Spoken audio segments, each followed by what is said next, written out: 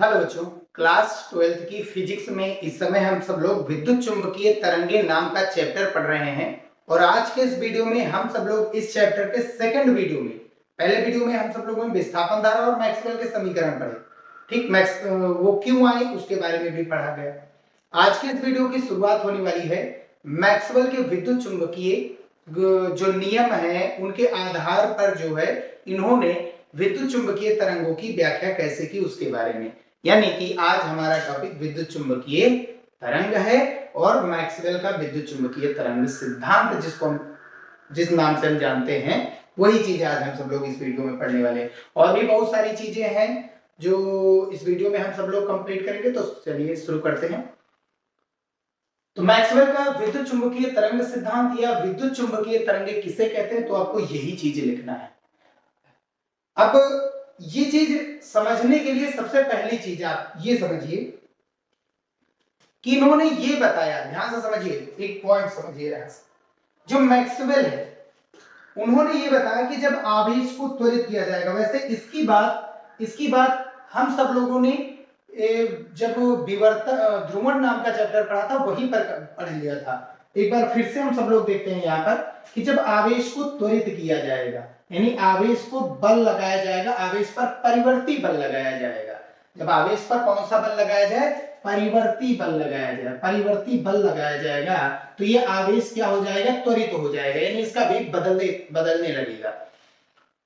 और त्वरित आवेश परिवर्ती वैद्युत क्षेत्र उत्पन्न करता है। भाई आवेश अपने चारों ओर तो वैद्युत क्षेत्र उत्पन्न करता है, लेकिन अगर वो त्वरित हुआ तो वैद्युत क्षेत्र भी क्या हो जाएगा? परिवर्ती हो जाएगा। और हम सब लोगों ने पहले वाले वीडियो में, पहले वाले लेक्चर में ये ऑलरेडी पढ़ चुके हैं कि परिवर्ती वैद्युत क्षेत्र विस्थापन धारा को जन्म देता है।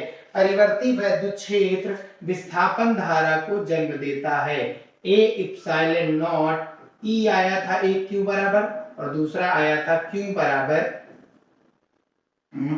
Phi E into epsilon not. तो अगर विद्युत क्षेत्र, ध्यान से समझिए, विद्युत क्षेत्र परिवर्तित होगा तो आवेश भी परिवर्तित होगा, जिसके कारण एक धारा बनती है, वही होती है विस्थापन धारा। और विस्थापन धारा अपने चारों ओर कौन सा क्षेत्र उत्पन्न करेगी? परिवर्ती चुंबकीय क्षेत्र उत्पन्न करती है। विस्थापन ये एक दूसरे से कनेक्टेड है, बस ये चीज ध्यान दीजिए। त्वरित आवेश अपने चारों ओर, परिवर्ती वैद्युत क्षेत्र, परिवर्ती वैद्युत क्षेत्र अपने चारों ओर, विस्थापन धारा, परिवर्ती वैद्युत क्षेत्र के कारण विस्थापन धारा का जन्म हुआ। विस्थापन धारा जो होती है भाई बदलती रहती है ना, प्रत्यावर्ती वोल्टता स्रोत से जुड़ी थी, तो वैद्युत क्षेत्र जब बदलता रहता तो ये भी बदलेगी, तो जिसके कारण चुंबकीय क्षेत्र भी क्या होगा? परिवर्तित होगा। क्योंकि हम लोगों ने ऑलरेडी पढ़ रखा है B बराबर म्यू नॉट NI होता है, फेरों की संख्या है। भाई कुंडली के लिए है, कोई भी चीज सबके लिए अप्लाई होगा, बस इनका मान बदलना पड़ेगा आपका। ठीक है, तो आई बदलेगा तो चुंबकीय क्षेत्र बदलेगा, तो चुंबकीय क्षेत्र भी परिवर्ती, और ये परिवर्ती चुंबकीय क्षेत्र विद्युत वाहक बल उत्पन्न करता है। परिवर्ती चुंबकीय क्षेत्र विद्युत वाहक बल उत्पन्न करता है। ये चीज फैराडे ने अपने नियम में बताया था। फैराडे का नियम हम सब लोगों ने पढ़ा है वहां पर। E इक्वल्स टू माइनस का d dt of phi b, और फाई b बराबर होता है ba cos थीटा। ठीक है, BVL होता है, B ओमेगा स्क्वायर R होता है, ये कई सारे होते हैं घूर्णन के लिए, जब गति करेगा चुंबकीय क्षेत्र में चालक, सबके लिए। ठीक, तो ये विद्युत वाहक बल उत्पन्न करेगा, और विद्युत वाहक बल क्या प्रेरित करता है? धारा प्रेरित करता है। विद्युत वाहक बल का काम है धारा को धक्का मारना, एक धारा को प्रेरित करेगा, और वो धारा जो होगी वो फिर से क्या उत्पन्न करेगी? परिवर्ती वैद्युत क्षेत्र। और ये प्रक्रम ऐसे चलता रहता है, चलता रहता है, चलता रहता है, और परिवर्ती वैद्युत क्षेत्र से फिर से प्रेरित धारा, और प्रेरित धारा से परिवर्ती वैद्युत क्षेत्र। कुल मिलाकर के ये दोनों एक दूसरे से कनेक्टेड है, ये दोनों एक दूसरे से कनेक्टेड है कि परिवर्ती वैद्युत क्षेत्र परिवर्ती चुंबकीय क्षेत्र को जन्म देगा, और परिवर्ती चुंबकीय क्षेत्र परिवर्ती वैद्युत क्षेत्र को जन्म देगा। ठीक है, ये इतनी सारी चीजें मैक्सवेल ने बताई थी अपने सिद्धांत में। अब मेंस उससे निष्कर्ष क्या निकला कि सन 1865 ईस्वी में मैक्सवेल ने केवल गणितीय सूत्रों के आधार पर यह प्रमाणित किया कि जब भी किसी परिपथ में धारा उच्च आवृत्ति से बदलती है, धारा उच्च आवृत्ति से कहने का मतलब है धारा का मान, आप उच्च आवृत्ति मतलब वो लगातार चक्करों की संख्या बढ़ा दे, प्रत्यावर्ती धारा में हमने ऑलरेडी बात किया है, वो चक्रों की संख्या को बढ़ा दे।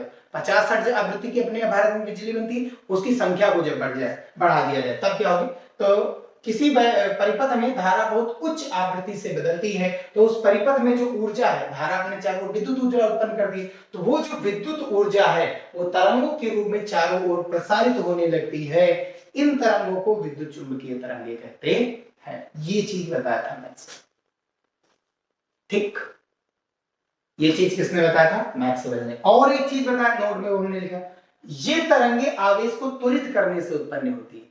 जब आवेश को त्वरित किया जाएगा तभी ये तरंगे उत्पन्न होगी। आवेश त्वरित होगा तो धारा भी मतलब बदलेगी, जल्दी से जल्दी बदलेगी, और जिसके कारण जो ऊर्जा थी, विद्युत ऊर्जा, वो तरंगों के रूप में संचारित होने लगेगी, प्रसारित होने लगेगी।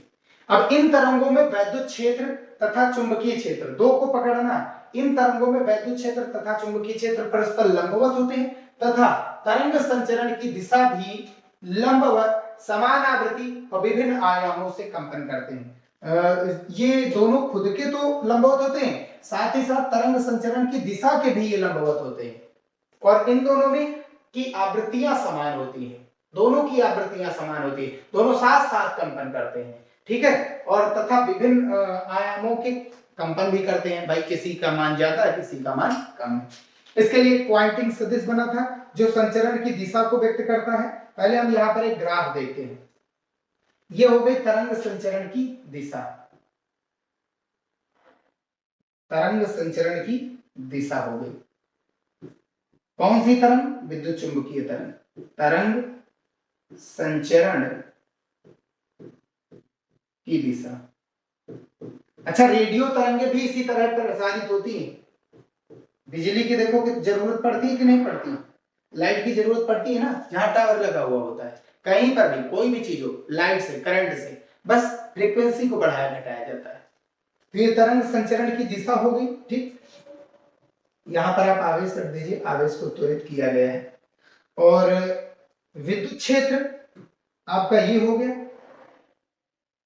ये विद्युत क्षेत्र के कंपन हो गए, ये हो गया विद्युत क्षेत्र, ठीक। तो विद्युत क्षेत्र के कंपन कैसे होंगे वो चीज देखो, विद्युत क्षेत्र के कंपन ऐसे, ठीक। इसको वैसे हम बढ़ा दे तो ज्यादा सही रहेगा,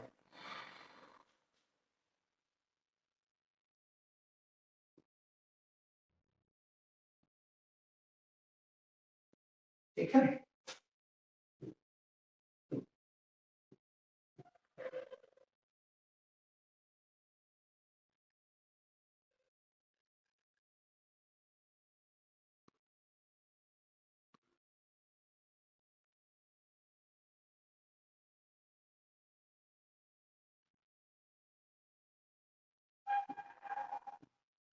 ये विद्युत क्षेत्र के कंपन, इसमें विद्युत चुंबकीय तरंग, विद्युत क्षेत्र के कंपन ऐसे होंगे। समय के साथ इसका ग्राफ बनाया जाए, ठीक।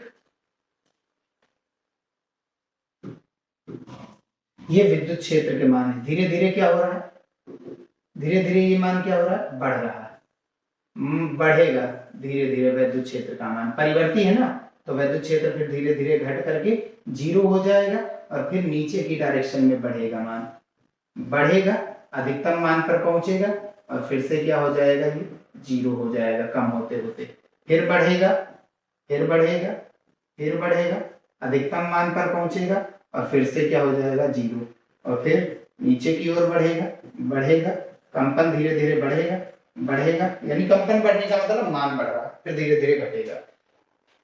चुंबकीय क्षेत्र, ये चुंबकीय क्षेत्र की डायरेक्शन हो गई आपकी,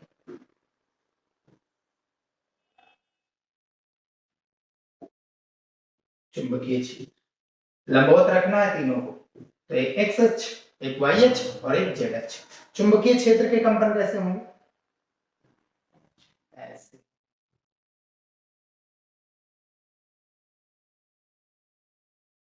देखिए एक वेव बनी, चुंबकीय क्षेत्र के कंपन ये कुछ ऐसे हो रहे हैं, इसको इस कलर से दिखा दे रहे हैं, इसका मान धीरे धीरे बढ़ेगा, एक साथ अपने शिखर मान को पहुंचेंगे, एक साथ जीरो, एक साथ शिखर मान पर पहुंचेंगे और एक साथ साथ शिखर मान पर साथ साथ ही। इन दोनों में कोण तो होता है जीरो, ये चीज नहीं करे, कोण मतलब एक परस्पर लंबवत होते हैं लेकिन ये साथ साथ कंपन करते हैं, आवृत्ति सेम होती है ना दोनों की। यस,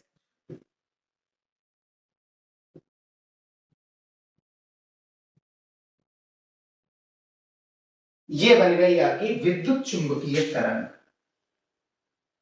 और इसमें डायरेक्शन बताने के लिए आपको यूज किया जाता है पॉइंटिंग सदिश। पॉइंटिंग सदिश, ये पॉइंटिंग सदिश आपको दिशा बताता है, संचरण की दिशा, ये संचरण की दिशा एस वेक्टर। देखिए ई से बी जाएंगे तो आपको एस वेक्टर मिल जाएगा, ई से बी जाएंगे, ई ऊपर है और बी किधर है, सामने, ई ऊपर बी सामने हमेशा होता है, ई से बी जाएंगे, ये मिल गया आपको। अगर आप ई की डायरेक्शन इधर रख देंगे, बी ऊपर, तो ई से बी जाएंगे तो डायरेक्शन इधर आ जाएगी, तो ये चीज होता है। ठीक है, इन दोनों की चेंज करेंगे दिशा एक दूसरे पर, तो ये डायरेक्शन इधर आ जाएगी। इसका आंसर पेपर हमने बताया है, ये है विद्युत चुंबकीय तरंग। कैसे बनती है वो भी हमने बता दिया। विद्युत चुंबकीय विद्युत क्षेत्र क्या करता है, विद्युत क्षेत्र आगे इस पर ऐसे ऐसे ऐसे ऐसे बल लगाता है, चुंबकीय क्षेत्र ऐसे ऐसे ऐसे ऐसे बल लगाता है। ये परस्पर लंबवत होती है, याद रखना, ये सभी लोग परस्पर लंबवत होते हैं, ई बी और एस तरंग संचरण की दिशा, तीनों के तीनों परस्पर क्या होते हैं, लंबवत होते हैं। ठीक है भैया, आगे बढ़ते हैं, ये तो पढ़ ही लिया है। अब हम सब लोग पढ़ेंगे relation between E not and B not, E not और बी नॉट के मध्य रिलेशन। हम सब लोग ई नॉट बी नॉट होते क्या है, चलिए वो चीज देख लेते हैं। जो ये आपका मान आया है विद्युत क्षेत्र का अधिकतम मान, विद्युत क्षेत्र का अधिकतम मान ई नॉट कहलाता है, और चुंबकीय क्षेत्र का जो अधिकतम मान होता है उसको हम सब लोग बी नॉट कहते हैं। आयाम है कहने का मतलब, विद्युत क्षेत्र का आयाम, ये चुंबकीय क्षेत्र का आयाम है, अधिकतम मान है। ठीक, तो उसके लिए ये भाई एक तरंग है, विद्युत क्षेत्र कंपन कर रहा है ना कण को, चुंबकीय क्षेत्र भी कण को कंपन करा रहा है, तो इसके कंपन का समीकरण क्या हो जाएगा, E बराबर ई नॉट, प्रगामी तरंग है, E बराबर E not sine omega t minus k x, x क्या है, मूल बिंदु से दूरी, के क्या है, तरंग संख्या कह दीजिए, या फिर कितने तरंगों की बात कर रहा है वो, या फिर आप तरंग संचरण नियतांक, ओमेगा कोणीय आवृत्ति, टी समय कितने टाइम तक वो जो है मूल बिंदु से कण x दूरी पर पहुंचा, और जो b बराबर है b not sine omega t minus k x, तो b नॉट b का अधिकतम मान है, e नॉट e का अधिकतम मान है। अब इसके डेरिवेशन की शुरुआत करते हैं हम लोग। सबसे पहला काम, एक रूल आपको हम बता रहे हैं,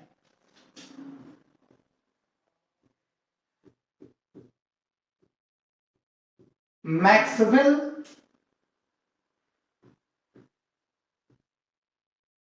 कर्ल इक्वेशन, विद्युत चुंबकीय तरंगों संबंधी मैक्सवेल ने एक कर्ल इक्वेशन दिया। ठीक है, और वो कर्ल इक्वेशन है क्या, नेबुला, नेबुला, इसको नेबुला पढ़ा जाता है। ठीक है, नेबुला क्रॉस ई वेक्टर, इसका मतलब क्या होता है अभी बताएंगे, वो बराबर होता है माइनस का पार्शियली अवकलन करना है चुंबकीय क्षेत्र। तो यहां पर जो नेबुला है उसको हम सब लोग वेक्टर डिफरेंशियल ऑपरेटर कहते हैं। नेबुला है इस, ये काम करता है वेक्टर डिफरेंशियल ऑपरेटर का। ठीक है, कहने का मतलब ये पार्शियली डिफरेंटिएशन करता है एक्सेस के अनुदिश, एक्स अक्ष के अनुदिश, वाई अक्ष के अनुदिश, जेड अक्ष के अनुदिश, कण की जिधर भी गति कर रहा होता है उसी के अनुदिश ये डिफरेंटिएशन करता है, पार्शियल डिफरेंटिएशन। ठीक है, एक्सेस के अलोंग या एक्सेस के रिस्पेक्ट में करता है।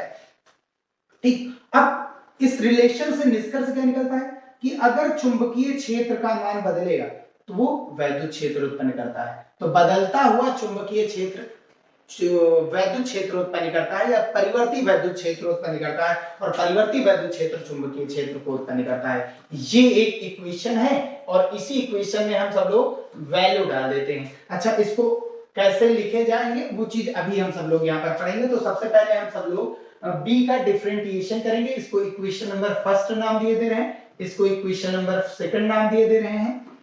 तो यहां पर हम सब लोग करेंगे क्या कि इसका अवकलन करेंगे, partial of differentiation, partially differentiation, partially differentiation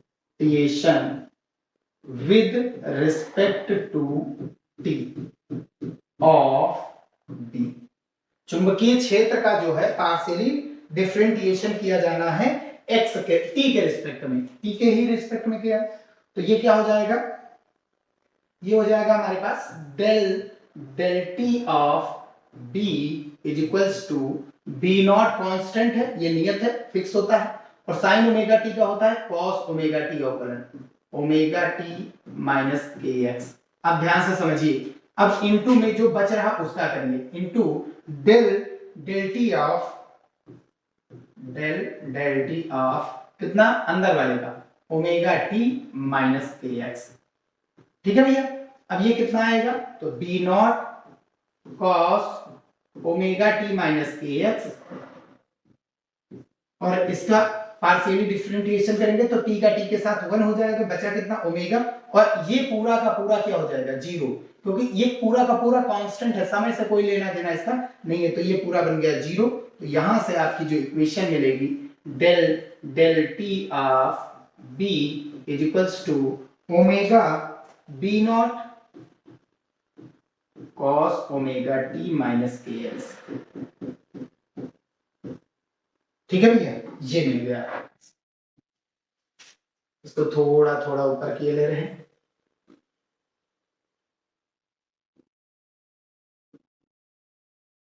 क्योंकि अभी और बाकी है ना। चलिए चलो,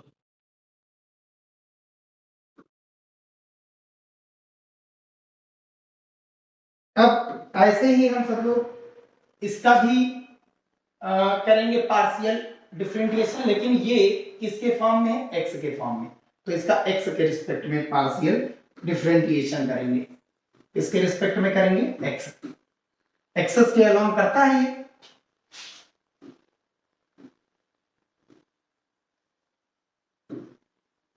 ये हो गया एक्स के रिस्पेक्ट में, वो भी किसका करना है, ई का। ई कितना आएगा भैया, E is equals to E not sine omega t का कॉस ओमेगा टी होगा, ये चीज तो ऐसे ही लिख दो, कॉस ओमेगा टी हो गया। ठीक है, आगे इनटू यही चीज यहां पर लिख दो, बस करते यहां पर आपको क्या करना है, डेल एक्स ऑफ करना है। ठीक है भैया, डेल एक्स ऑफ करना है। अब इसी को हम नीचे लिखे दे रहे हैं, और यहां पर इसका अवकलन कितना हो जाएगा, ये चीजें लिखे दे रहे हैं।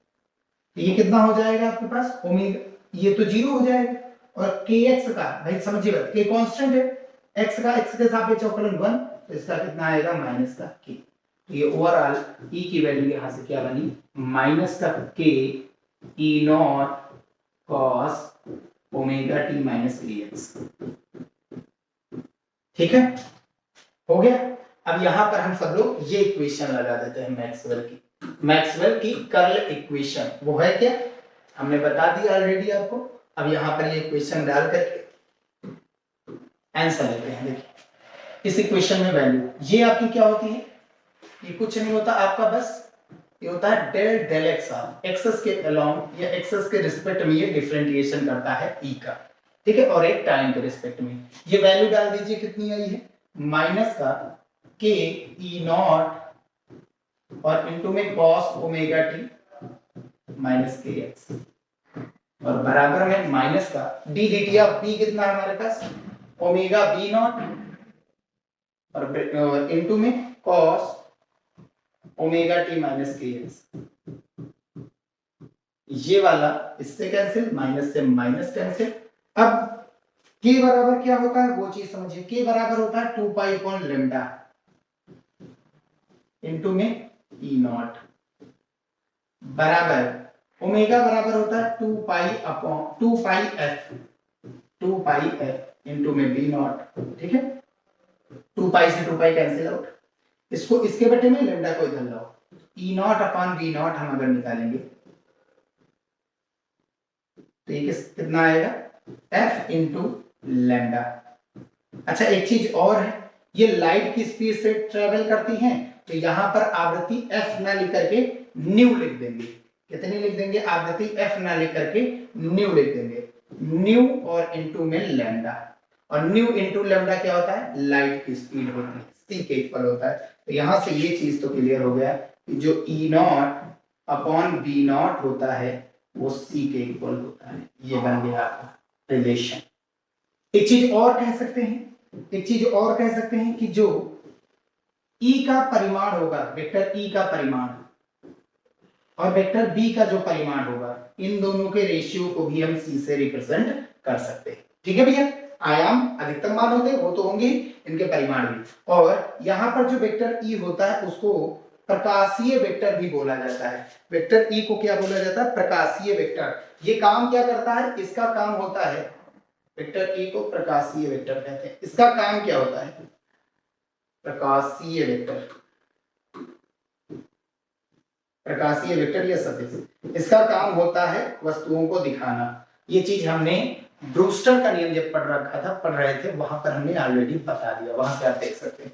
चलिए ये रिलेशन हो गया। ठीक है, बस यहीं पर वीडियो समाप्त करते हैं। नेक्स्ट वीडियो में आगे जो ऊर्जा घनत्व है विद्युत चुंबकीय तरंगों का वो पढ़ेंगे और कुछ जो अभिलक्षण इसके हैं उसके बारे में पढ़ेंगे। मिलते हैं फिर भैया नेक्स्ट वीडियो में। वीडियो पसंद आया तो इसे लाइक और चैनल नए हो तो सब्सक्राइब जरूर करके जाइएगा।